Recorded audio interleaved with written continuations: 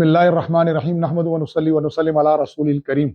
ہم اپنے سفر پر تھے جہاں ہم نے جانا ہے، ہماری کشتیاں ریپیئر ہو رہی ہیں، ہم نے وہاں پہنچنا تھا، لیکن ہمیں ابھی سفر میں اطلاع ملی کہ اس وقت جو ہمارا قافلے کا اگلا حصہ ہے جو اس وقت یونان کے قریب کریٹی کے جزیرے کے قریب تھا اور اس پر تقریباً 15 ڈرون منڈلا رہے تھے، اور اب اس وقت ہمارے پاس مستند اطلاعات قافلے کے ساتھیوں کے ذریعے آئی ہیں کہ تقریباً 5 کشتیوں پر ڈرون اٹیک ہو چکے ہیں۔ لیکن اس کے باوجود الحمدللہ قافلے کے لوگوں کا عزم ہیں، جوان ہیں، ہمت اور حوصلے بلند ہیں۔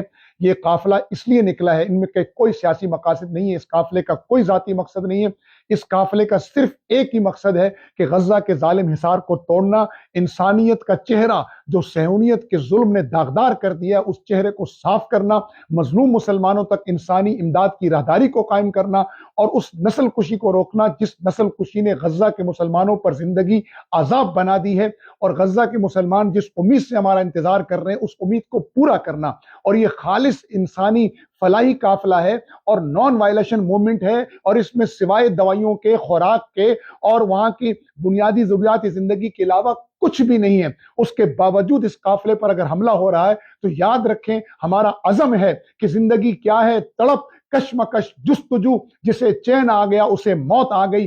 ہم انشاءاللہ العزیز آرام سے نہیں بیٹھیں گے، ہم بار بار اپنے اس طرح کے عزائم کا اظہار کرتے رہیں گے۔ ہمارا عزم ہے کہ ستون دار پہ رکھتے چلو سروں کے چراغ، جہاں تک ستم کی یہ سیاہ رات چلے۔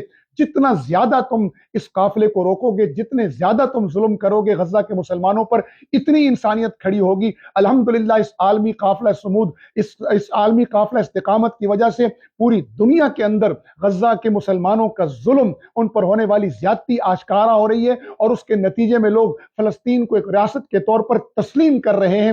انشاءاللہ العزیز یہ 5 کشتیوں پہ ڈرون اٹیک ہونے کے باوجود ہمارا جن ساتھیوں سے رابطہ ہوا وہ بتا رہے ہیں کہ سب کے سب پرعزم ہیں، ہم سب کے سب غزہ کے مسلمانوں کی امداد کے لیے نکلیں۔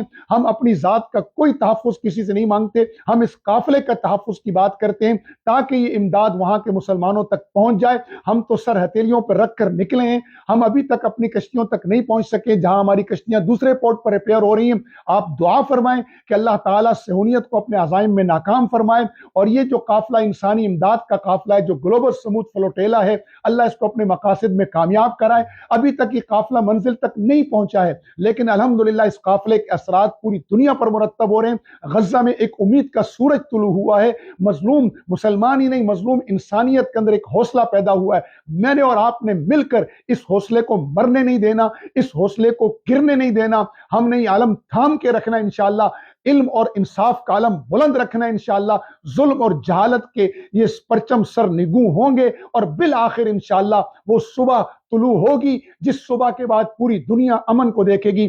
آئیے مل کر اپنی دعاؤں کے ساتھ، اپنی حمایت کے ساتھ اس عالمی قافلہ استقامت کا ساتھ دیتے رہیں۔ اللہ ہم سب کا حامی و ناصر ہو۔ جو ہمارا اگلا قافلہ اس وقت پانیوں میں ہے، اللہ اس کی حفاظت فرمائے۔ ہمارے مشتاق احمد خان صاحب اس قافلے کا حصہ ہیں، اور ان کے آس پاس یہ ڈراؤن ہو رہے ہیں، اور وہاں ایمرجنسی کی کیفیت نافذ ہے۔ جب بھی ایمرجنسی ہوتی تھی ہمیں لائف جیکٹ پہنا دی جاتی تھی، اس وقت وہاں ایمرجنسی کی کیفیت ہے، وہاں لائف جیکٹ تمام کشتی والوں کو پہنا دی گئی ہے۔ آپ حضرات اپنی دعاؤں سے اور حمایت سے اس قافلے کی حمایت جاری رکھیں۔